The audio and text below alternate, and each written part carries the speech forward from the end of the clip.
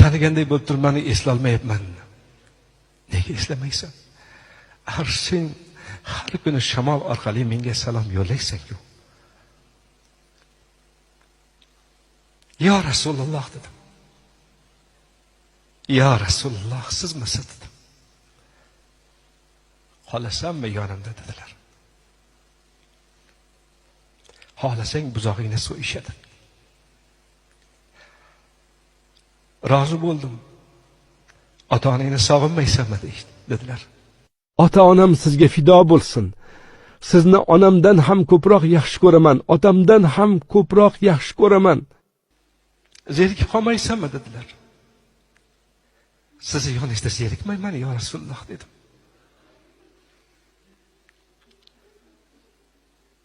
İstasang hali ham pastga tushasan.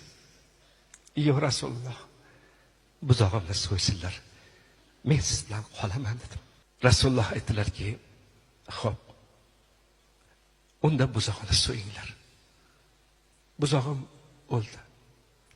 Men payg'ambarimni mahkam quchoqlab oldim. Shundan keyin payg'ambarimiz menga, qani endi biroz pastga tush.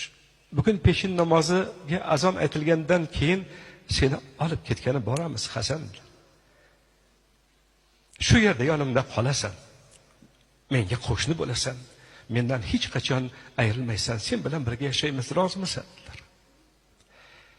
Keyin haligi malaklar meni yana pastga olib tushib qo'yishdi. Ichkariga kirdik, yotog'imga yotqizdilar. Mana tong otdi, ota. Bugun peshinda payg'ambarimiz meni olib ketgani keladilar. Birga ketamiz, ota. Bundan buyon men u zot bilan birga yashayman.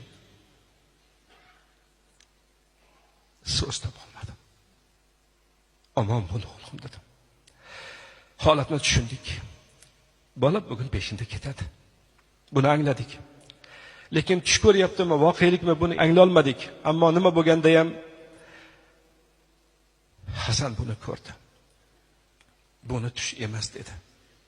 Mahzun bo'ldik, yig'ladik. Bolani o'lim vaqti yetib kelib qoldi. Peshin namoziga azon aytilganda o'z ishim bilan mashg'ul edim. Onasi telefon qildi. Dadasi, Hasan og'irlashdi. Payg'ambarimiz keladi, meni olib ketadi. Meni bir oz to'g'rilang, oyoq orqamni yostiqqa suyab qo'ying. Payg'ambarimiz to'g'ri qibla tarafdan keladi. Yotog'imni qiblaga to'g'rilab qo'ying. Oyoqlarda tura olmayman, lekin juda bo'lmasa yotgan holatda bo'lmayin deyapti. Sizni chaqiryapti dadasi. Yugurib bordim. Hasanni quchoqladim. Ota, nega xafa bo'lasiz? Men payg'ambarimizni oldiga ketyapman, axir shunga ham xafa bo'lasizmi? Siz nima deb o'ylayapsiz? Hammaga xabar berildi. Qarindoshlar to'plandilar, 30-40 kishi keldi. Payg'ambarimiz keladigan vaqt bo'ldi deydi Hasan. Qibla tarafdan keladi deydi yana. Meni olib ketadi.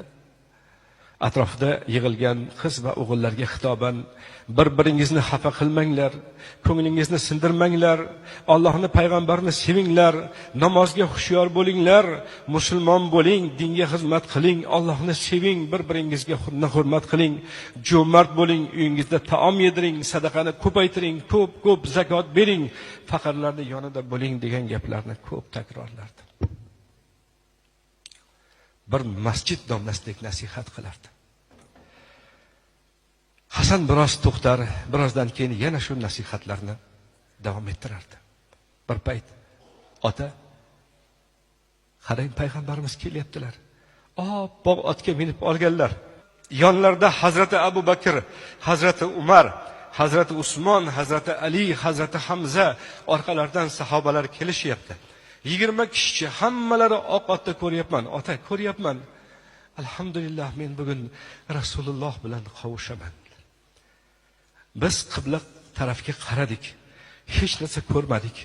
Hasan ko'rayotgandi, biz ko'rmadik. U hayajonda edi. Yuzi birdan jonlanib ketdi. Harakatga tushdi. Holbuki oyog'ini ham, qo'llarini ham ko'tara olmas edi. Birdan jonlanish paydo bo'ldi. Hayajon bilan Rasululloh kelyaptilar. Meni olib ketgani kelyaptilar. Ana ko'prikdan o'tdilar, yaqinlashdilar dedi.